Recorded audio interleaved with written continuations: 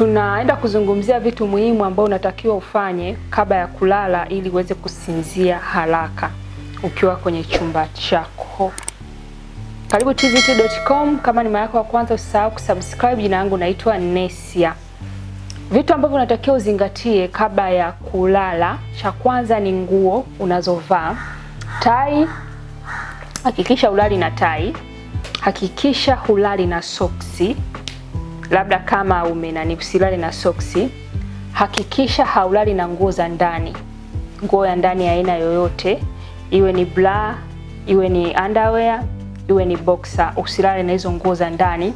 Kuna nguo maalum za kuvaa wakati ukiwa unataka kulala, ambazo zenyewe zinakuachia. Kwa lazima uhakikishe unazingatia hiyo. Kitu cha pili, kwa wale watu wenye matatizo ya shingo, kama una shida ya matatizo ya shingo au uti wa mgongo, basi usilale na mto wako, usilalie mto. Kitu kingine cha kuzingatia, hakikisha mwanga wa chumbani kwako, kama una TV, kama ni vitu vya elektroniki vile, mwanga wako lazima wa chumbani upunguze, mwanga upungue, uwe kidogo. Japokuwa kuna wengine huo wanalala, lakini upunguze. Kama wale wanaolala na taa, kuna taa za usiku na zile taa ambazo za kawaida. Kwa punguza mwanga wa chumbani kwako, punguza kelele ambazo ziko katika chumba kwako. Simu yako weka mbali na wewe, zima simu kama inawezekana, au weka mbali.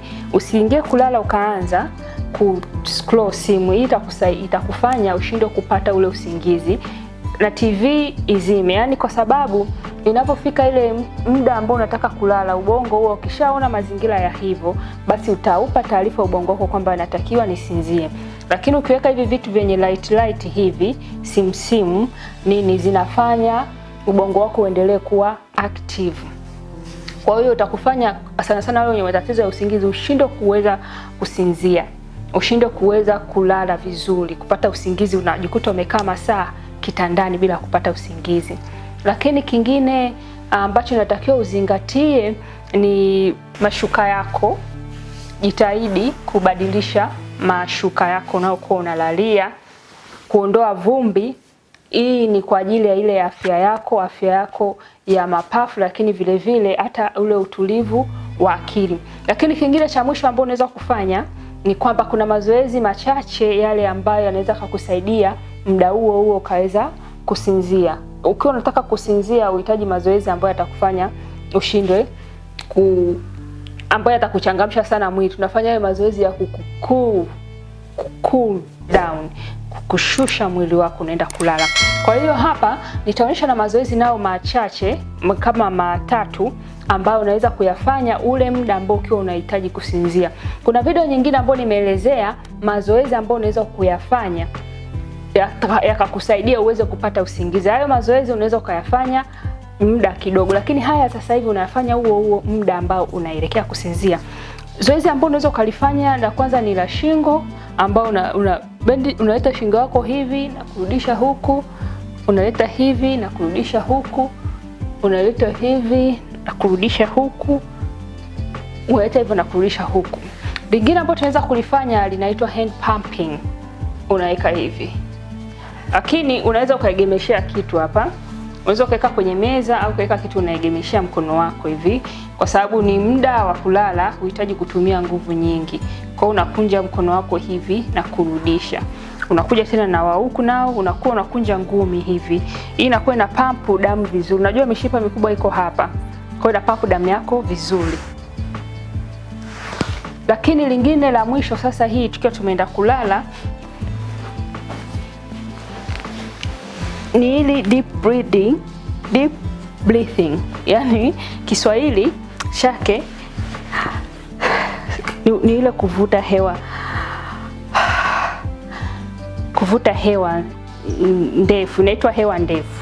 Kuvuta hewa ndefu, pumzi ndefu, inaitwa pumzi ndefu. Kwa hiyo zoezi ni la kusinzia kabisa. Hapa tunaenda kusinzia, yani